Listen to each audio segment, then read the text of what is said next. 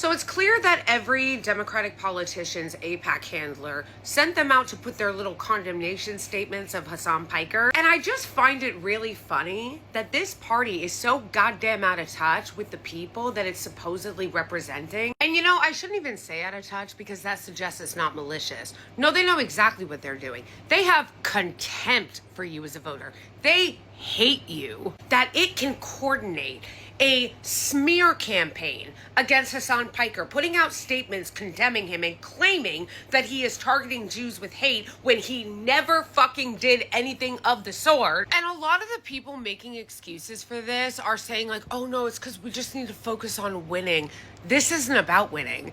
They would literally rather lose to the Republicans than actually embrace the position of their voters, which are anti-Zionist. This is not about Hassan Piker or condemning anti-Semitism. This is about protecting Israel. Do you understand that this is going to backfire and help the right wing? And go look at any social media right now, okay? It doesn't matter. Instagram, Threads, Twitter. You will find all of these AIPAC shills with their very pre-planned Israel lobby approved statements condemning him. These people are coming out harder to condemn Hassan Piker than they ever have to Netanyahu. In fact, every single one of them came out to smear Hassan Piker and put out these statements condemning him for something he never said or did. But do you ever see them have the same energy for Bill Maher, who regularly says racist and Islamophobic things, who came out recently and said that he might vote for J.D. Vance? Do you remember every Democratic politician condemning Boomer Maher and telling people not to go on his show? Remember when all of them put out statements condemning Randy Fine for saying that the streets of Gaza should flow with blood? Oh, right. You don't remember because that didn't happen. They didn't. Hey, remember when all the Democrats put out statements condemning Ben Gvir because he said that all Lebanese should be targeted and that the mothers should weep? Right, you don't remember that because they never said that. And my question is to the progressive voters, to the left voters, to the liberals that overwhelmingly support Palestine by polling. There's tons of polling on it, but there was just polling on it asking Democrats in the first voting presidential states that are going to come up in the next election, do you want your candidate to support Palestine? Do you believe Israel is committing genocide in Gaza? The vast majority of Democratic voters say, we want a candidate that is going to sanction the Israeli regime. We believe they're committing genocide. They've committed war crimes. We want to defund them. We want them held accountable. And yet, what is the actual party doing? Ken Martin, the head of the DNC, is coming out pearl clutching, putting out his AIPAC approved statement. Which, by the way, why are you still here? Why the fuck hasn't Ken Martin been ousted?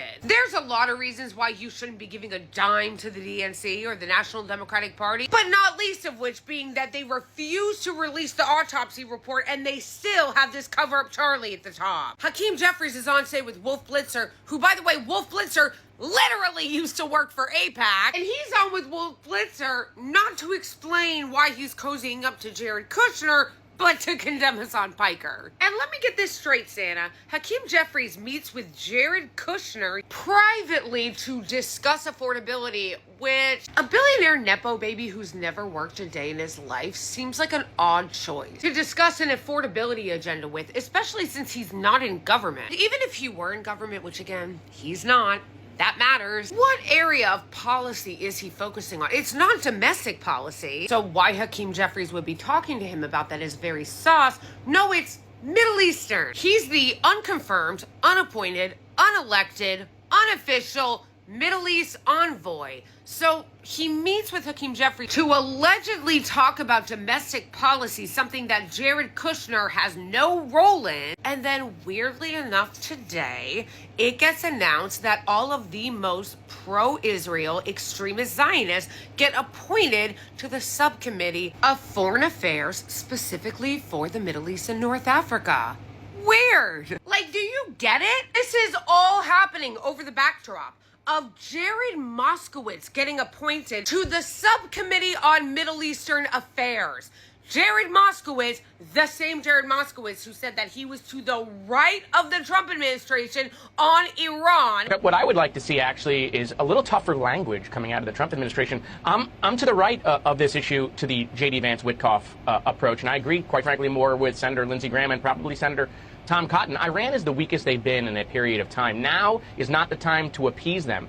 now is the time to put maximum pressure on them and make sure that we dismantle the nuclear program. Well, Democratic voters are overwhelmingly against the war on Iran. The war that we lost, by the way. That clip, of course, being before we started the war on Iran. How's that going? How's that regime change plan going? No, the reason why Trump is flailing, like today, threatening that he's going to change Canada's Lake Ontario to Lake America, putting aside that those aren't the actions of like a mentally stable person, it's also not the actions or the rhetoric of people who are winning. These are the lunatic rantings of a man who knows that the country is collapsing and failing, and these are desperate gasps on the way down. So with that all in mind, why is Jared Moskowitz being put in charge of that committee? He is an openly racist, genocidal Zionist. And that is who, along with Debbie Wasserman Schultz, who's also another genocidal Zionist, who just carpetbagged her way into a black district and took that seat, a move that the Democratic Party that claims to care about black voting rights is suspiciously silent on, who is being appointed to the subcommittee on Middle Eastern affairs.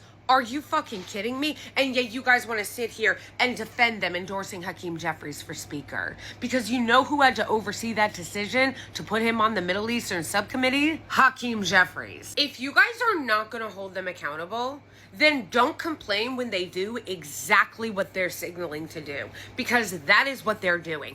The fact that they are wasting 1 fucking ounce of energy to go and pearl clutch and go on a media tour. It's not just the statements they're putting out on social media. They're on a straight up cable news media tour crying about Hassan Piker and condemning him, accusing him of something he didn't even do or say, but you don't have any of that energy for Netanyahu, for Randy Swine, or for any of the other anti-Muslim, anti-Arab, bigoted, genocidal Zionists that sit at the top of this party. Every single one of you should be dragging the politicians to hell and back and asking them why the fuck are they wasting an ounce of energy condemning Hassan Piker, whether you like him or not, when all of this shit is happening.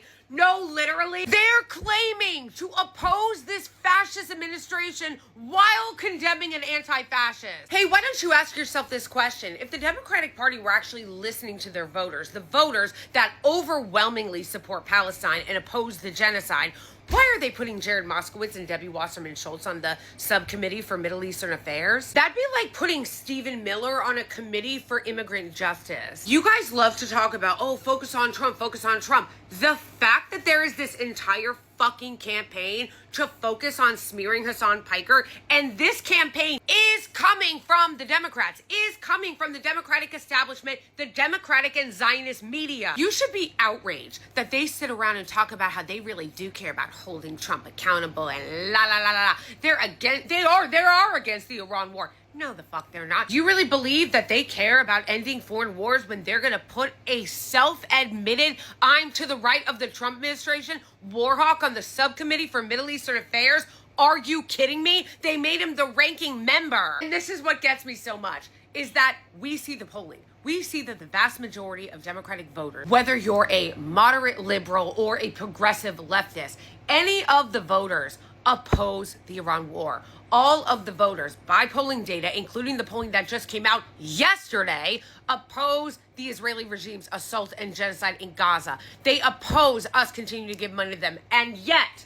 the party of democracy doesn't give a fuck. They're literally telling us right now, that's not our priority. In fact, not only is it not our priority, we hold the opposite view. And that's why we're going to appoint Jared, I'm to the right of Trump on Iran, and Ron DeSantis Democrat Moskowitz on the subcommittee. This hate and smear campaign against Hassan Piker is not only an op being done by the Zionist Democratic establishment, and of course their accomplices in the media, but it's also signaling something else.